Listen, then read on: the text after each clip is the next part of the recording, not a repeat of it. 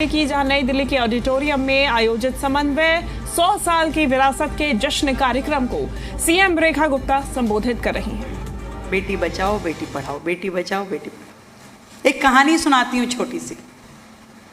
एक माँ जिसकी ऑलरेडी 3 बेटियां थी, परिवार में जब अगली बार उसका डिलीवरी टाइम आया तो परिवार ने कह दिया कि भाई इस बार बेटी नहीं होनी चाहिए, अगर बेटी हुई तो आप समझ लीजिए तुम्हें और तुम्हारी बेटियों को घर से निकाल दिया जाएगा।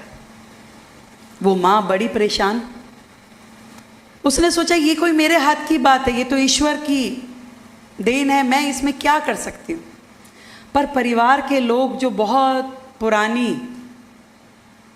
परंपराओं को मानने वाले थे, उसी सोच को रखते थे, उन्होंने कहा नहीं हमें नहीं मालूम, बेटी हुई तो तुम जानो। और वही हुआ जिसका डर था। एक और बेटी, एक और लक्ष्मी घर आ गई। पति ने, सास ने कहा कि भाई हम तो रखेंगे नहीं, या तो तू अब जा इस घर से, ले जा अपनी चारों बेटियों को, या अपने हाथों से इसको मार डाल। बड़ी सोच में बड़ी रोई, बड़ा कल्पी,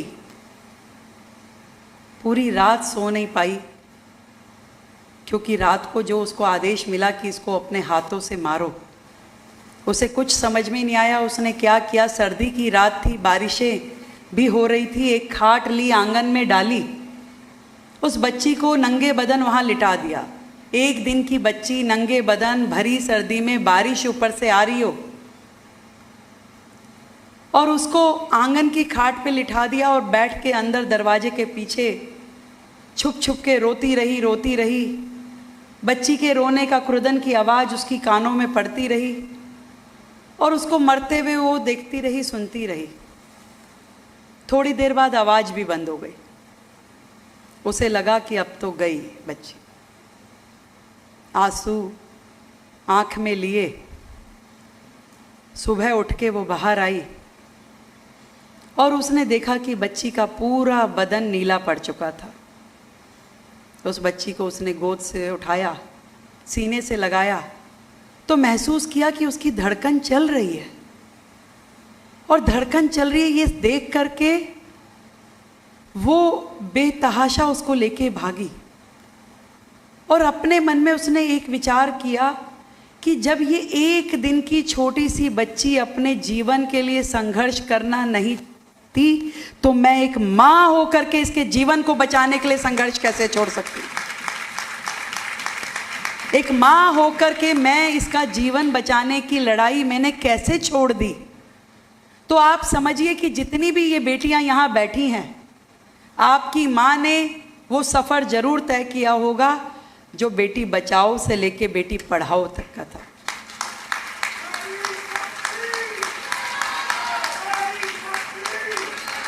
और अब जब हम एक और कदम आगे बढ़ गए हैं, बेटी बचाओ बेटी पढ़ाओ और बेटी बढ़ाओ, मैं चाहती हूँ कि यहाँ बैठी हुई संपूर्ण नारी शक्ति अब इस पे काम करे कि कैसे बेटी को बढ़ाना है, उसको एक स्वच्छंद आसमान देना है जहाँ वो अपने पंख फैला के उड़ सके, अपना जीवन जी सके, देश और समाज के लिए अपनी एक महत्वपूर्ण भूमिका निभा सके।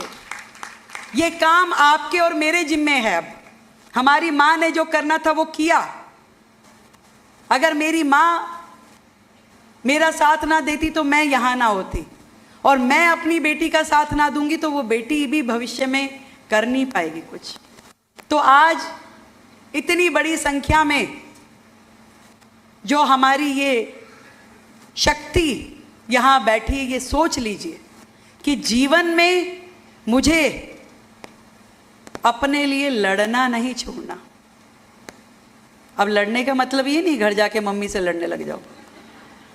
अब होता है भाई, क्योंकि मम्मी या पिताजी दोनों बड़े केयरिंग होते हैं, उनको चिंता होती है कि भाई हमारी बच्ची जो है जीवन में उसको कोई दुख तकलीफ ना आए, तो वो एक्स्ट्रा केयर लेके चलते हैं। वो आपको कहेंगे ये मत करो, आप कहेंगे यहाँ मत जाओ, आप ऐसे मत सोचिए। आप कुछ प्रोजेक्ट लेके जाएंगे तो फिर कहेंगे 4 सवाल पूछेंगे, बाहर जा रही हो तो क्यों जाना है, आगे पढ़ना है, विदेश जाना है, तो ऐसे क्या है, वो केवल आपकी चिंता कर रहे हैं। अब ये आपका काम है कि अपने पेरेंट्स को अपनी सोच के साथ मैच करें और उनकी सहमति लेकर के आगे बढ़े, उनको कन्विंस करना। एक रिपोर्टर ने मुझसे पूछा, जब मैं 1 महीने पहले मैंने कुछ महिला रिपोर्टर्स के साथ में एक गेट टुगेदर किया और खुल के बात की, तो एक रिपोर्टर जो अनमैरिड थी वो कहती है, भाई आप सही कह रहे हो मुख्यमंत्री जी, ये बताओ ये मम्मी लोग इतनी चिंता क्यों करती हैं, और मेरी मम्मी भी ये कहती है तू शादी कब करेगी, तू ये कब करेगी, मैं क्या जवाब दूं। तो मैंने उन्हें कहा कि हर बेटी को पता है कि अपनी माँ को कैसे मनाना है, हर एक को पता है कि अपने पिता को कैसे मनाना है। ये आप अपनी सोच में यदि सही हो, आप अपने कर्म में यदि सही हो, तो आप रास्ता बना ही लेती हो। एक लाइन किसी कवि की मुझे याद आ रही है कि तुम तो दरिया हो, तुम तो दरिया हो, अपना हुनर जानती हो, जिस और निकल जाओगी रास्ता बना ही लोगी। और इसलिए मैं आप सबको कहना चाहती हूँ, आप देश में के दूर दराज अलग अलग हिस्सों से दिल्ली यूनिवर्सिटी के इस महाविद्यालय में पढ़ने के लिए आई हैं। ये पढ़ाई आपके लिए एक मिशन जैसी है। ना केवल यहाँ से आपको अपना ग्रेजुएशन, पोस्ट ग्रेजुएशन कंप्लीट करना है, बल्कि समाज और देश के लिए अपनी भूमिका को भी तय करना होगा कि मुझे केवल जीवन इतना नहीं है कि ठीक है मुझे अच्छी नौकरी मिल गई, मेरी अच्छी शादी हो गई, मैं अपनी लाइफस्टाइल में फिट हो गई। नहीं, इससे आगे बढ़कर के जब सोचोगी तो मैं ये कह सकती हूँ कि न जाने कितनी रेखा गुप्ता यहाँ से निकल करके आई। कोई सुनीता विलियम की जगह पहुंचेगी तो कोई राष्ट्रपति मुर्मू जी की जगह पहुंचेगी। केवल आपको तय करना है। केवल जब आपने ठान लिया कि मुझे ये करना है, तो कोई बाधा आपके सामने आने वाली नहीं है। और ये भी सोचना है कि ये केवल ये जीवन मुझे अपने लिए नहीं जीना, मुझे अपने देश के लिए भी कुछ करना है। मुझसे ज़्यादा साधारण परिवार की बेटी, 4 बहनों की फैमिली में, सोचिए कितना माँ चिंता करती होगी। मतलब कॉलेज के लिए जब मैंने यूनिवर्सिटी के उस प्रोग्राम में भी बताया कि घर से मार्कशीट और फीस के पैसे देके भेजा और कहा कि गर्ल्स कॉलेज में ही एडमिशन लेना है, तो ऐसी सोच के परिवार की बेटी यदि दिल्ली की मुख्यमंत्री बन के आ सकती है, तो यहाँ बैठी हुई हर बेटी जीवन में कुछ भी कर सकती है।